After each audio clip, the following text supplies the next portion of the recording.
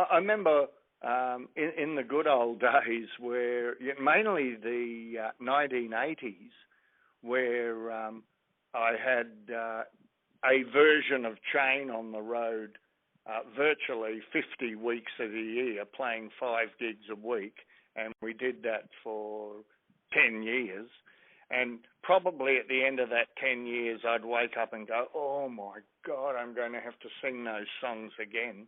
But now we only do about 20 gigs a year. I'm fine. I love them. Which one gets the biggest reaction from the audience? Remember when I was young and Black and Blue, as soon as you start those, people, they just know what's coming. They usually get up and dance. Or You wrote Black and Blue just in one night. Yep. Can you just tell me a little bit about how that song came about? Well, what happened is I joined Chain probably on a Wednesday, and we have to play that weekend at a little place called the Red Orb in Brisbane. So we had to get off 3 45-minute sets. I had just joined them. So we went through every song that we knew together. Right at the end of the first practice, we're packing up and Phil is sitting on his amp and he plays this.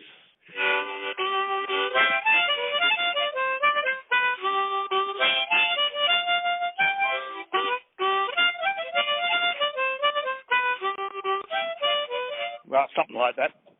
And I say, Phil, what's that riff? And he says, oh, it's just something I've been mucking around with.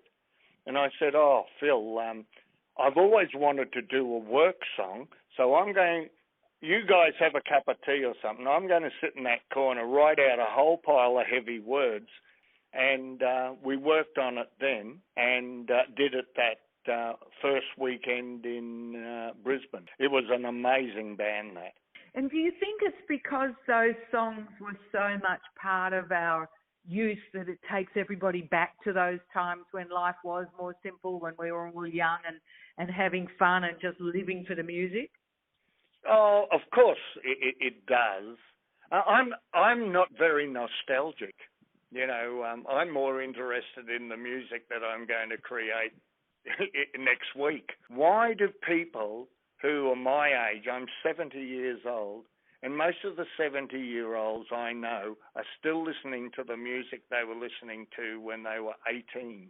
Even if you're into blues or something, there's some amazing blues stuff since I was 18. It all really started for you here in Melbourne, didn't it? Oh, yeah. I first went down to Melbourne when I was 16 to buy blues records because I'd bought all the blues records you could get in Brisbane and then went back to Brisbane and started the Bay City Union, which would have been Australia's first traditional blues band.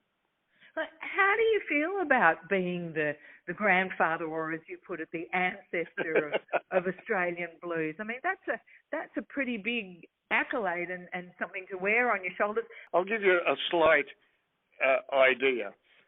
This may be a bit rude for some people, but it gives you the idea of where blues came from. When I was 14 or 15, there was the Beatles saying, I want to hold your hand, I want to hold your hand.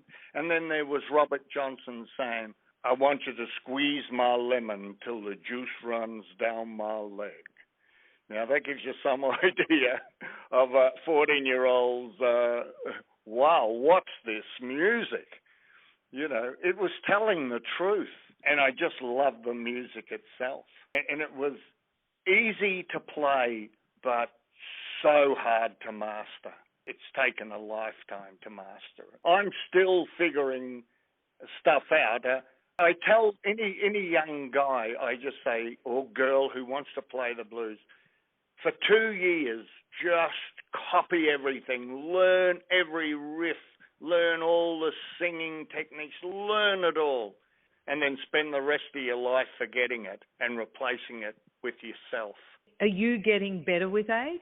Oh yeah, I love life. I get up in the morning and think, another day, especially when you've had cancer and got over it, you start to appreciate life. Matt, are they going to take you out with your guitar in hand? Oh, yeah, look, us old blues men, we don't even pretend to retire. We just don't do it. We just do a gig, go home and maybe not wake up. We're the sons of John Lee Hooker and Muddy Waters. We don't retire. And we're very glad that you don't, Matt Taylor. Thank you for all of the music that you've brought us since the age of 17. I can't wait to see what comes out of you next. Yeah, well, tell them all to come along to the gigs because we don't do many and we just love to play to people who love the blues.